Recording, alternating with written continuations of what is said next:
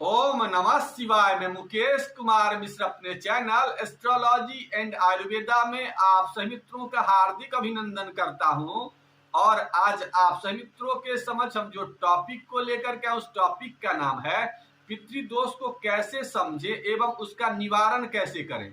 हम दिन भर बहुत सारे लोगों की कुंडलियां देखते हैं, लेकिन मेरे पास कुछ कुंडलियां ऐसी आती है जिसमें उनकी दशा भी अच्छी चल रही होती है और प्लैनेट भी अच्छे होते हैं, लेकिन उसमें एक खराब योग होता है जिसका नाम पितृदोष योग होता है। और उस योग के कारण ही पूरी कुंडली का जो अच्छा योग होता है, अच्छी दशा होती है, वो बर्बाद हो जाती है। तो आज हम इसी योग की चर्चा करने के लिए आए हैं कि जन्म कुंडली में कैसे समझेंगे कि पितृदोष लगा हुआ है, और साथ ही साथ आपके आसपास में या आपके शरीर में क्या क्या संकेत होते हैं अगर पितृदोष होता है। तो इस योग की चर्चा करेंगे और साथ ही साथ यह भी जानकारी देंगे कि अगर आपकी जन्म कुंडली में पितृदोष लगा हुआ है तो उसका निवारण कैसे करेंगे।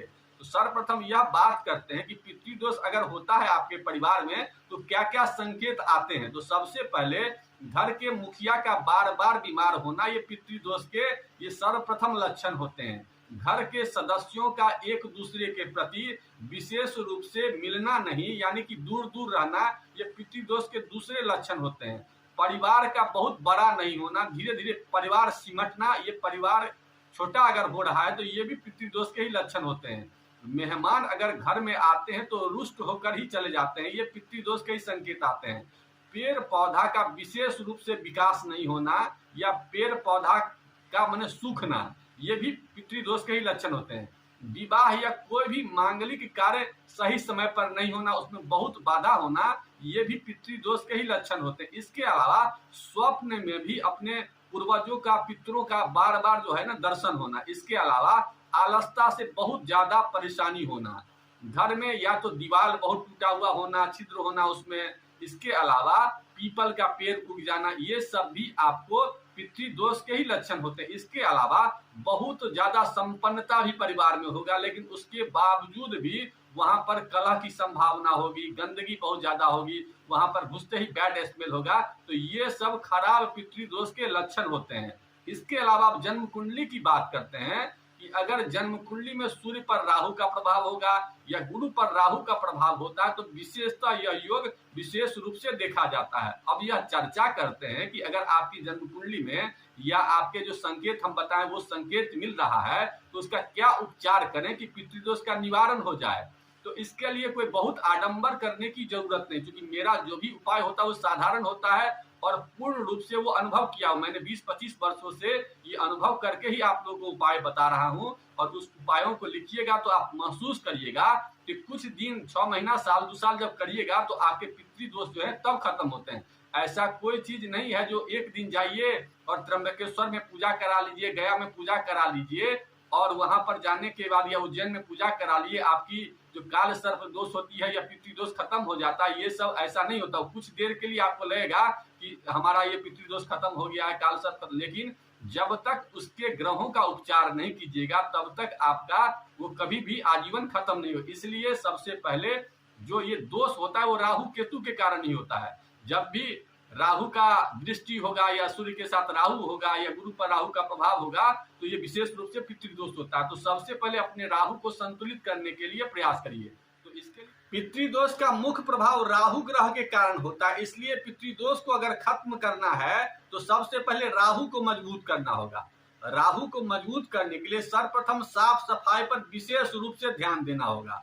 अपने घर में जो भी कूड़ा कबाड़ इकट्ठा है उसे दूर करने का प्रयास कीजिए। घर में कभी कभी या तो नमक का पोछा दिया कीजिए, घर में जितने भी मकरा के जाला हैं उन सबका सफाई कीजिए। और कभी कभी गौमूत्र अगर आपको मिल जाए तो गौमूत्र से भी कभी कभी छिड़काव कर दिया कीजिए। इसके अलावा कभी कभी ये ध्यान रखना कि गंगा जल से भी कभी कभी छिड़काव कर दीजिए। तो इससे क्या होगा, आपके जो घर में गंदगी है वो खत्म हो जाएंगे, और गंदगी जब ही खत्म हो जाएंगे तो आपके राहु के शुभ परिणाम देखने को मिलेंगे। इसके अलावा अपने घर में ऑक्सीजन की मात्रा को बढ़ाने के लिए तुलसी वगैरह का 2-4 पौधा जरूर से लगाइए, और कोई भी अगर सुगंधित पौधा, सुगंधित फूल मिल जाए तो उसे भी लगाने का प्रयास कीजिए। इसके अलावा अब बात करते हैं सूर्य की। तो सूर्य की कमी के कारण भी जो है ना ये पितृदोष होता है। इसलिए सबसे पहले आपको क्या करना है, सूर्य के कारण आपके अंदर में स्वाभिमान ज्यादा हो जाता है, तो स्वाभिमान को कंट्रोल करने का प्रयास करना चाहिए। इसके अलावा अगर पिता है तो पिता के पास कम से कम बैठने का प्रयास करना चाहिए, और अगर नहीं है तो पितृकुल से विशेष संपर्क करने का प्रयास करना चाहिए। चाचा वगैरह हैं तो उन सबसे बात करने का प्रयास करिए।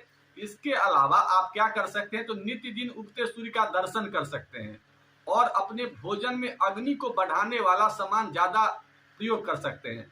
जैसे सूर्य के लिए विशेषतः बेल का प्रयोग कर सकते हैं सीजन के हिसाब से, जब ठंडा में सीजन आता है तो गाजर का प्रयोग कर सकते हैं। तो ऐसा आप करेंगे तो विशेष रूप से आपके सूर्य अच्छे होंगे। इसके अलावा मंत्रों के माध्यम से भी इस शक्ति को बढ़ाया जा सकता है। अगर हिंदू धर्म से संबंध रखते हैं तो गायत्री मंत्र का प्रयोग कर सकते हैं, आदित्य हृदय का मंत्र जाप कर सकते हैं। इसके अलावा भी कुछ उपाय कर सकते हैं, जैसे केतु के कारण भी कभी कभी जो ना समस्याएं उत्पन्न होती है। तो केतु को, चूंकि राहु और केतु सदैव एक दूसरे से सप्तम होते हैं, जहां राहु की दृष्टि होगी वहां केतु का भी आपको सप्तम में अगर दृष्टि हो गया तो ऐसे में नुकसान होता है। इसलिए केतु के लिए आपको 2-3 उपाय करना है। उसके लिए क्या करना है, अपने शरीर से किसी भी फटे सामान का संपर्क नहीं करना है। वर्ष में एक बार अपने पहने हुए जूता चप्पल का दान जरूर करना है, इससे आपके केतु ग्रह अच्छे होंगे। इसके अलावा आपको क्या करना है कि पीपल वृक्ष के पास जाकर के कुछ देर बैठने का प्रयास करें। इसके अलावा अपने घर में हल्दी वगैरह का विशेष रूप से ज्यादा मात्रा में प्रयोग किया कीजिए। इसके अलावा आप अपने पूर्वजों की जो भी मृत तिथि हो, जिस तिथि को वो गुजरे हैं, उस दिन उनके नाम पर कुछ भोजन या कुछ भी अन्य जो आपकी श्रद्धा हो, जो सामर्थ्य हो, या एक टॉफी ही क्यों ना हो जो उनको प्रिय हो, उसका दान जरूर किया कीजिए। इसके अलावा पशु पक्षी को भी दाना दिया कीजिए। पशु पक्षी को दाना देने से भी आपके जितने भी खराब प्रभाव होते हैं वो खत्म होते हैं, और आपके पितृ लोग उससे खूब आनंद महसूस करते हैं। इसके अलावा शनिवार को और अमावस्या को विशेष रूप से साफ सफाई कीजिए। इसके अलावा पितृदोष की शांति के लिए गरुड़ पुराण का पाठ या तो स्वयं करिए, अगर पाठ नहीं कर पाते हैं तो YouTube पर जा करके और उसके मंत्रों को या जो भी उसके शब्द होते हैं उसको कभी कभी सुना कीजिए। ऐसा करने से भी पितृदोष की शांति में विशेष रूप से आपको फल मिलेगा। इसके अलावा आप भगवत गीता का भी श्रवण किया कीजिए। कभी कभी भगवत गीता जाइए यूट्यूब पर, या किताब है तो उसे पढ़ लिया कीजिए, नहीं तो यूट्यूब पर जाके सुन लीजिए। ऐसा भी करेंगे तो आपके पितृदोष जो समस्या है उस समस्या का इससे भी कमी होगा। पितृदोष की शांति के लिए अब एक विशेष उपाय की चर्चा कर देते हैं। अगर विशेष रूप से पितृदोष तो ज्यादातर आजकल के परिवारों में देखते हैं कि मिलता रहता है, बहुत लोग इससे डरते भी रहते हैं। तो डरने की जरूरत नहीं, कुछ साधारण उपाय करेंगे तो 6 महीना, साल 2 साल जब करेंगे तो आपके पितृदोष जो है वो समाप्त हो जाएंगे। उपाय क्या है, सबसे पहले आपको या तो हल्दी की माला लेनी है। अगर हल्दी की माला न मिले तो हल्दी की गांठ बाजार से लाना है और उसे बढ़िया से पूजा वगैरह भगवान विष्णु के सामने में कर लेना है। उसके बाद उस हल्दी को क्या करना है, नित्य दिन एक मंत्र पढ़ना। उस हल्दी को हाथ में रख लीजिए, या माला है तो उससे कर लीजिए, नहीं तो हाथ में रख करके या तो 11 बार कर लीजिए अगर आपके पास समय कम है तो, नहीं तो अगर समय है तो 108 बार नित्य करिए। और घर के जितने भी लोग हैं सब लोग मिलके करिएगा तो बहुत ही अच्छा रहेगा, जल्दी पितृदोष खत्म होगा। अगर सब लोग एक साथ नहीं, चूंकि पितृदोष जब भी होता है तो सब लोग एक साथ बैठते ही नहीं है, इसलिए जो लोग नहीं बैठते हैं तो उन्हें प्रेशर मत दीजिए। आराम से क्या करिए, पहले आप स्टार्ट कीजिए। जब आप स्टार्ट करेंगे तो कुछ ही दिनों में जब उसकी स्थिति अच्छी हो जाएगी आपके परिवार की, तो वो भी फिर करने लगेंगे। तो आप करना क्या है, एक मंत्र है उसको लिख लीजिए, ओम ग्रांग ग्रींग ग्रोंग सह गुरुवे नमः स्वाहा। ओम मंत्र है ओम ग्रांग ग्रींग ग्रोंग सह गुरुवे नमः स्वाहा। इस मंत्र का जाप करिए और हर एक अमावस्या को अगर संभव हो तो इसी मंत्र से आप स्वाहा लगा करके हवन कर दीजिए। ओम मंत्र बढ़िया से लिख लीजिए, ओम ग्रांग ग्रींग ग्रोंग सह गुरुवे नमः स्वाहा। इस मंत्र का जाप करने से आपके जो भी पितृदोष होंगे वो खत्म हो जाएंगे, और आपके परिवार में सभी लोग जो भी मांगलिक कार्य रुके हुए हैं, जो भी शुभ कार्य रुके हुए हैं, आपकी कुंडली में अगर अच्छे योग हैं तो उन सब योगों का आपको शुभ परिणाम देखने को मिलेगा।